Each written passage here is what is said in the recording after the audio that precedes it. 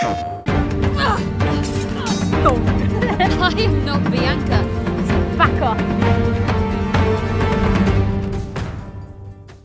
I practice, but I am no knight. No, you're more than that. Yet I still hear my father's voice, instructing me from the shade of that tree. It's pointing at my grip, my posture. Hello, I'm Albie Baldwin, and I'm playing Ayata, who is the player character in 1348 Voto. I am Jennifer English and I play Bianca. I am Mordred, and you are Arthur. Fight or yield. You will ruin your vestments. I said, fight me. Ayata is a member of the noble family, And Bianca works at the castle. They've grown up together. She's been brought up on tales of knighthoods and chivalric stories. So she's like quite naive, quite young, but also incredibly brave, courageous and loyal. it doesn't feel like there's a power imbalance between them at all. The messiness of the relationship is one of my favourite things about it. Bianca has gone through a lot in her life and has really suffered. But then there's also this huge tragedy that Ayata has with loss of her family. So there's a lot going on with the two of them. There's a lot of pain. She has to be very violent, which I think is in her upbringing and the tales of the knights. And she spars with Bianca and her father's taught her how to fight. And I think she goes on this journey of becoming more brutal in her violence without the moral question first at times. But I think that question's always in her head. Do you have any idea how hard it is to feed a family, little lord? I swore an oath of justice. Do you believe I enjoy doing the things I've done? Yeah, I think a lot of people will relate to Ayata's story, especially the storyline with Bianca. They enjoy each other's company so much, and then when they're ripped apart, and it drives so much of the story and it drives so much of Ayata's motivations. Bianca, where have they taken you? You are all that is left to me. I shall save you. This,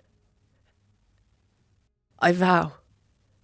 Yeah, I think there is a romanticism that both Bianca and Ayata have, but especially Bianca. Players will relate to her fight against the adversity of her life. I think that's pretty universal. We've all been through challenges, and she plays games with the world. Oh, Bianca, I'm so sorry. Did I hurt you? I have fallen, become the princess of this tale. O my noble knight errant, would thou aid this fair damsel to rise? Oh! That's not fair. The world isn't fair. What I will say about Ayata's bowl cut is, I think it's quite hot and historically accurate. Historically accurate. So back off, haters, haters of the bowl cut. My first reaction to Bianca was that I fancied her loads. I thought Bianca was an absolute firecracker. I sound like a 50-year-old man. I didn't know any Italian prior to this game. I think what I did learn, and we learned as we went from the creators, is how beautiful and rich the history is. When I was a teenager, I got really into tales of like knights and love stories. Like I can feel the inspiration of that in the piece, in the game. Bianca, where have they taken you? Sedlio are the most inspiring people to work with. They have so much passion. Yeah, it was an amazing experience to do the full performance capture. It's been such an honour to be able to do that and to be able to do performance capture and for them to take that risk to do that, because it's not the easiest method by any means. It was my first experience of doing any filming for video games, and I was aware you were a pro. Well, yeah. So I think I was slightly looking around for like, how do I do this? You're And amazing. thank you. You were just perfectly demonstrating how to do it. Hopefully, I don't know.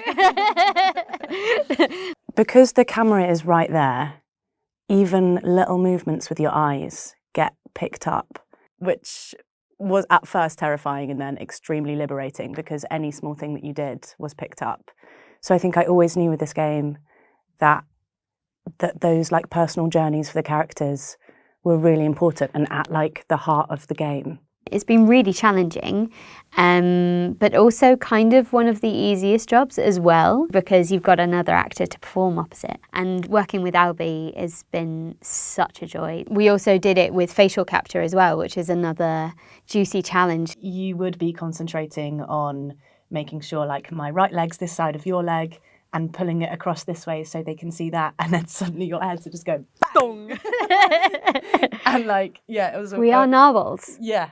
I think more video games should be done like that, developers. I wanted to take this job because not often a part comes through where you don't feel like you have to pretend.